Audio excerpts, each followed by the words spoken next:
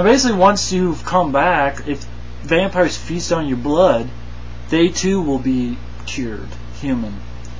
So like basically, a bunch of stuff happens at the end, which I won't give it all away. But then Ethan Hawke, sort of with Sam Neill, he's like, you do what you want. You couldn't even turn your own daughter. You gotta get my fucking brother to do it. You pussy,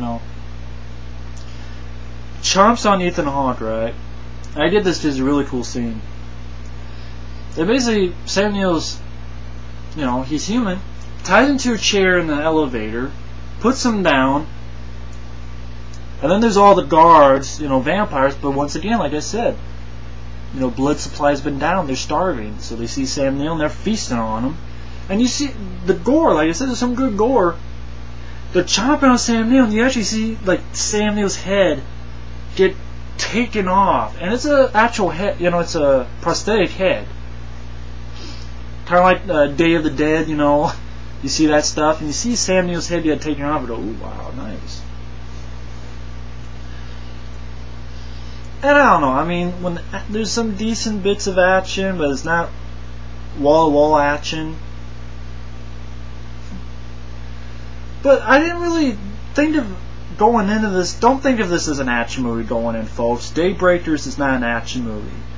Maybe they'll advertise it, but it's not an action movie. It's just it's an interesting, somewhat of a thriller, some good bits of action, some bits of horror. My only complaint is I would like a little bit more action. I mean, I could lie, but I was okay with the action they had, but I would like a little bit more action beats. And Willem Dafoe kind of got underused at the end, although, he does get a moment in. But I wish Willem Dafoe kind of seems a little bit underused in the movie, and he's a good actor. And he is one of the leads, but he's sort of underused, I thought, especially at the end. I think they could have used him a little bit more.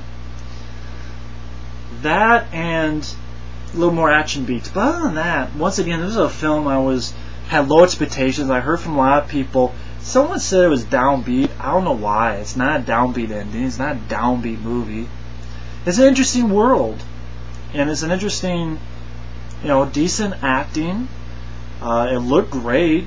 Spirit Brothers. I wouldn't mind to see them do something next. I know they're doing that Dark Crystal sequel.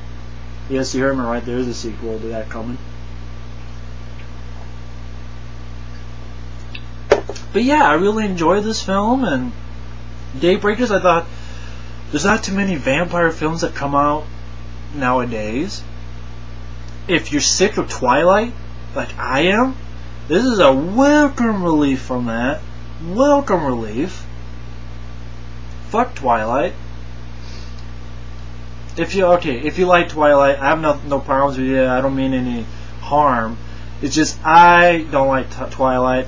Not for me, not my cup of tea, and I think I'm jealous. If there's any Twilighters out there watching this, I'm jealous that your films get so popular, and you have films I like Grindhouse and shit, they don't. So yeah, jealousy is part of it too. But Daybreakers,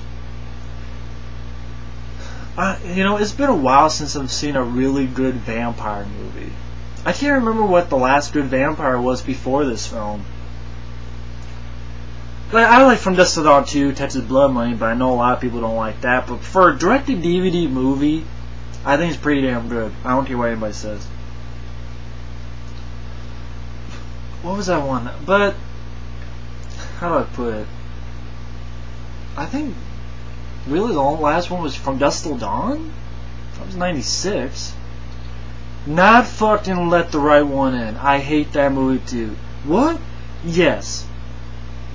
A little girl, and she's a vampire. Whoop-de-be fucking do. It's boring, it's slow paced, and I don't give a fuck. I watched that movie, I fell asleep during it. If a movie makes me fall asleep, that technically means I don't like it. So Let the Right One In, I hate that movie. That's another movie I hate. Once again, if a movie makes me fall asleep watching it, Daybreakers dead. It's fast paced, it's 9 minutes long. He's sucked into a, no pun intended, interesting world. Like, there's a guy who's pissed off about blood, and she's like, no, we can't sell too much blood. and he's getting pissed off, and he's fighting her with it. Even little bits like Ethan Hawke's dipping his coffee, and you can see a little bit of blood in the coffee, and I don't know. It was nice seeing this world, and it was interesting. So I don't think it's a bad movie at all. I think it's an entertaining movie. Just don't expect an action film, action blockbuster. But I didn't, and I enjoyed it. And it's not in my top 5 vampire movies. It's not that, but it's a good watch. I think it's worth a watch. So yeah, I enjoyed this. So it's weird. The last 2 reviews I've done, Legion and Daybreakers, are films that not many people liked. But that's sometimes how it goes on my channel, as people will find out as I go along with reviews.